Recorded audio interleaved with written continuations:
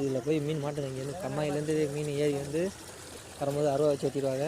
மற்றபடி தண்ணி இறங்குற தண்ணியில் மீன் பிடிப்பாங்க. பாருங்க கத்தால பொடி மீன் பிடிச்சி வச்சுருக்காங்க. இதுக்கு வந்து கூடையில் பெரிய பெரிய சிலேப்பி வச்சுருக்காங்க தொட்டியில். பாருங்க காமிக்கிறேன்.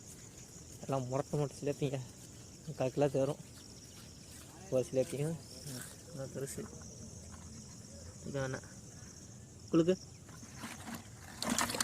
ஒன்றாவது பெரிய சிலேப்பி எடுத்துக்காமி. சரியான சிலேப்பி. செத்து போச்சாடா? செத்து போச்சா உசுரா? மூச்சு சரி உள்ளே போடு.